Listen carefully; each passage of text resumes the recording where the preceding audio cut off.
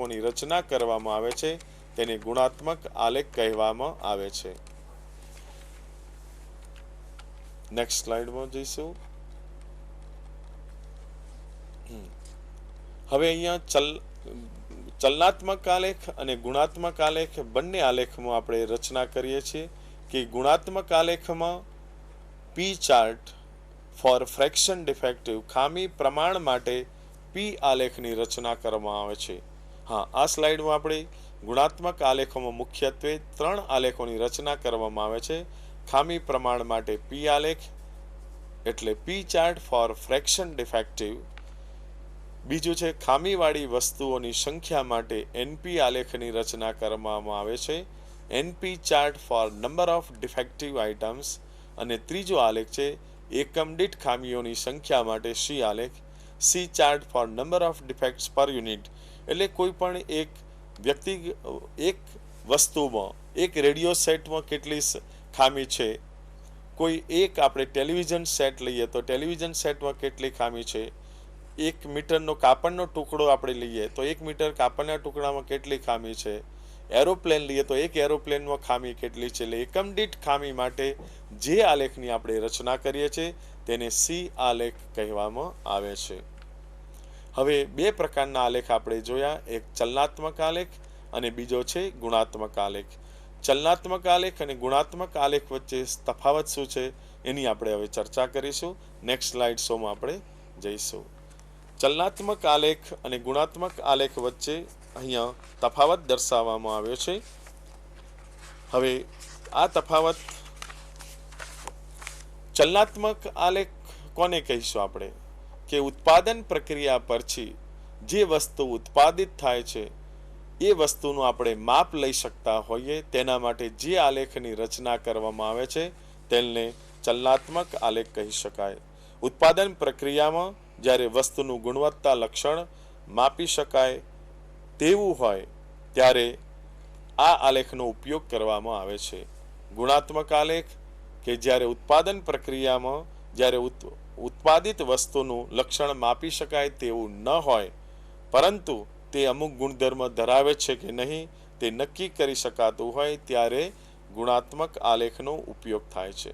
બીજો તફાવત છે ચલનાત્મક આલેખોમાં મુખ્યત્વે એક્સ બાર એટલે કે સરેરાશ મધ્યક આલેખ અને આર ચાર્ટ વિસ્તાર આલેખની સમાવેશ થાય છે, જ્યારે ગુણાત્મક આલેખમાં આપણે ત્રણ પ્રકારના જોયા કે ખામી પ્રમાણ માટે પી આલેખની રચના કરીએ છીએ, ખામીવાળી વસ્તુઓની સંખ્યા માટે એનપી આલેખની રચના કરીએ છીએ અને સી આલેખ કે જેમાં એકમ દીઠ ખામી કેટલી છે એના માટે સી આલેખનો સમાવેશ થાય છે। ત્રીજો મુખ્ય તફાવત બતાવ્યો છે કે એક્સ બાર અને આર આલેખોની રચના કરવા માટે પ્રામાણ્ય વિતરણનો ઉપયોગ કરવામાં આવે છે, જ્યારે ગુણાત્મક આલેખમાં પી અને એનપી આલેખની રચના કરવા માટે દ્વિપદી વિતરણનો ઉપયોગ કરવામાં આવે છે। જ્યારે એકમ દીઠ ખામી આપી હોય, ખામીઓની સંખ્યા હોય ત્યારે સી આલેખ બનાવીએ છીએ અને સી આલેખમાં પોઇસન વિતરણનો ઉપયોગ કરવામાં આવે છે। ચોથો તફાવત મુખ્ય એ છે કે કેટલીક વખત ઉત્પાદિત વસ્તુમાં ગુણવત્તા લક્ષણો અનેક હોય છે ત્યારે દરેક લક્ષણ માટે જુદા જુદા એક્સ બાર અને આર આલેખ દોરવા પડે છે, જે કાર્ય મુશ્કેલ અને કંટાળાજનક હોય છે।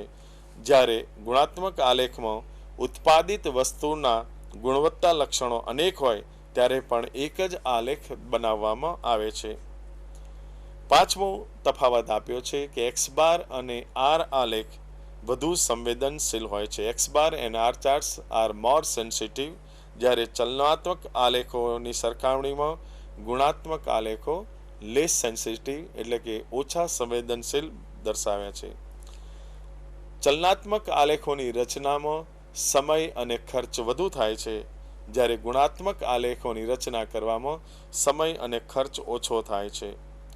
અને છેલ્લો મુખ્ય તફાવત કે જ્યારે વિનાશાત્મક પરીક્ષણો હોય ત્યારે ચલનાત્મક આલેખોને ઉપયોગમાં લઈ શકાતા નથી, કારણ કે જ્યારે ડિસ્ટ્રક્ટિવ ટેસ્ટિંગ હોય ત્યારે આપણે ચલનાત્મક આલેખો નકશાનો ઉપયોગી રહે છે, જ્યારે વિનાશાત્મક પરીક્ષણોમાં ચલનાત્મક નકશાઓ ઉપયોગી હોય છે, જ્યારે વિનાશાત્મક પરીક્ષણોમાં આ ગુણાત્મક આલેખો ઉપયોગી રહેતા નથી. એનું કારણ એ છે કે જ્યારે આપણે જે વસ્તુ ઉત્પાદિત થતી હોય એ કેવલ ગુણધર્મ પર આધારિત આપણે એનો નિર્ણય લેતા હોય કે આ ઉત્પાદિત વસ્તુ કોઈ પર્ટિક્યુલર કોઈ ખાસ ગુણધર્મવાળી છે કે નહીં, એના માટે આપણે ગુણાત્મક આલેખની રચના કરીએ છીએ.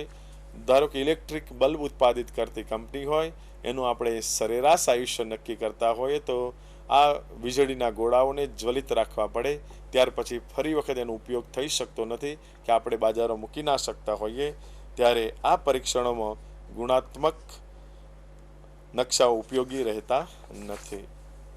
હવે નેક્સ્ટ સ્લાઇડમાં આપણે અહીંયા એક મલ્ટિપલ ચોઇસ ક્વેશ્ચન્સ ઉદાહરણ 2 લઈશું. સ્ટેટિસ્ટિકલ ક્વોલિટી કંટ્રોલમાં યોગ્ય જવાબની પસંદગી કરી ખાલી જગ્યા પૂરો.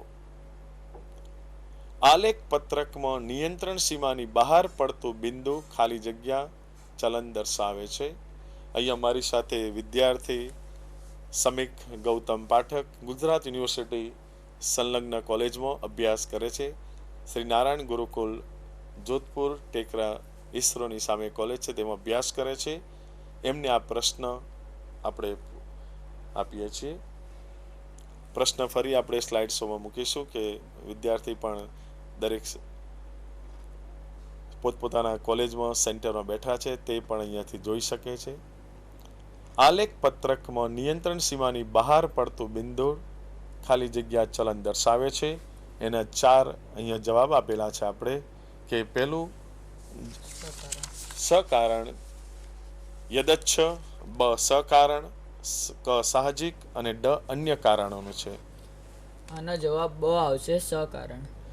સકારણ ચલન શા માટે આવ્યું કે આલેખ પત્રકમાં નિયંત્રણ સીમાની બહાર પડતું બિંદુ નીચલી નિયંત્રણ સીમાને ઉપલી નિયંત્રણ સીમાની બહાર જો બિંદુ પડતું હોય તો ઉત્પાદન પ્રક્રિયામાં સકારણ ચલન એસાઇનેબલ કોઝિસ એટલે કે નિર્દેશ કિયા જાય તેવા કારણો જે ચલન થતું હોય એટલા માટે સાચો જવાબ સકારણ ચલન છે. સમીકભાઈ, તમારો જવાબ સાચો છે. બીજો પ્રશ્ન અહીંયા આપણે મૂક્યો છે, હા સ્લાઇડ શોમાં આપણે લઈશું. એક વિસ્તાર આર આલેખ માટે જો R12, 12, D3 0 અને D4 2.11 હોય તો તેની નીચલી નિયંત્રણ સીમા ખાલી જગ્યા છે. અ 14.11, બ 25.32, ક 0 અને ડ 12. ક 0. ક 0 શા માટે 0 છે? કારણ કે D3 ની વેલ્યુ આપણને 0 આપી છે અને નીચલી નિયંત્રણ સીમા શોધવા માટે એના સૂત્રમાં R બરાબર નીચલી નિયંત્રણ શોધવા માટે D3 ગુણ્યા R12 જોઈએ, એટલે 0 આવશે. D3 R12 lower control limit એટલે કે નીચલી નિયંત્રણ સીમા D3 R12 અને D3 ની કિંમત આપણા પ્રશ્નમાં 0 છે એટલે D3 R12 0 થશે. ત્રીજો પ્રશ્ન સ્લાઇડ શોમાં મૂકેલું છે, ખાલી જગ્યા. X બાર નકશામાં નિયંત્રણ સીમાઓ બહાર નિદર્શ બિંદુ પડવાની સંભાવના ખાલી જગ્યા છે. અ 0.9973, બ 0.6745, ક 1 અને ડ 0.0027. ડ 0.007. ડ ફરીથી સ્લાઇડ શો બતાવશો. ડ 0.0027. શા માટે 0.0027? કારણ કે એની સંભાવના જે છે બે સીમાઓ વચ્ચેની અંદર પડવાની જે બિંદુઓ પડવાની જે સંભાવના છે એ 0.9973 છે. 73 એટલે ઉપલી નિયંત્રણ સીમા અને નીચલી નિયંત્રણ સીમા એક્સ બાર નકશા માટે કોઈ પણ બિંદુ મધ્ય રેખાથી ઉપર અથવા નીચેની બાજુ આ બંને સીમાઓની વચ્ચે કોઈ પણ બિંદુ પડે એની 99.73% આપેલો છે એટલે 0.9973 અને કોઈ પણ બિંદુ જો બહાર પડે તો કુલ સંભાવના 1 છે. 1માંથી 0.9973 બાદ કરીશું તો 0.0027. તમારો જવાબ સાચો છે. ધન્યવાદ. ચોથો આપણી ખાલી જગ્યા છે એરોપ્લેનની ખામીઓની સંખ્યાના નિયંત્રણ માટે ખાલી જગ્યા આલેખ નકશો વપરાય છે. એક્સ બાર આલેખ, સી આલેખ, આર આલેખ અને પી આલેખ. સી આલેખ. સી આલેખ શા માટે? કે ઉત્પાદન પ્રક્રિયા પરથી આપણે ગુણધર્મ પર દરેક વસ્તુમાં કેટલી ખામીની સંખ્યા છે એટલે એક એરોપ્લેન દીઠ ખામીની સંખ્યા માટે આપણે સી આલેખની રચના કરીએ છીએ. અહીંયા આપણે પ્રશ્ન પૂર્ણ કરીએ છીએ. બીજા પ્રશ્નો સ્લાઇડ પર મૂક્યા છે, પણ આપણું આ જીવંત વ્યાખ્યાન છે. કોઈ પણ સેન્ટરમાં કોઈ વિદ્યાર્થીઓને સેન્ટરમાં ભણતા કોઈ પ્રશ્ન ઉપસ્થિત થયો હોય સ્ટેટિસ્ટિકલ ક્વોલિટી કંટ્રોલ વિશે અથવા એના સિવાય બીજો કોઈ પ્રશ્ન હોય તો આપણને અહીંયા પૂછી શકે છે. વિદ્યાર્થી મિત્રો, આપ આપના સેન્ટરમાં અહીંયા બાયસેક દ્વારા પ્રસારિત કાર્યક્રમ આપ જોઈ રહ્યા છો. જીવંત વ્યાખ્યાનમાં આપને અધ્યયન દરમિયાન કોઈ પ્રશ્ન સાંખ્યિકીય ગુણવત્તા નિયંત્રણ પર હોય તો આપ પૂછી શકો છો. કોઈ પ્રશ્ન હોય તો આપ અહીંયા પૂછી શકો છો અમને. કોઈ પ્રશ્ન નથી વિદ્યાર્થીઓનો? ઓકે. અહીંયા સ્ટેટિસ્ટિકલ ક્વોલિટી કંટ્રોલ વ્યાખ્યાન માળા 2 આપણે અહીંયા પૂર્ણ કરીએ છીએ. હવે અહીંયા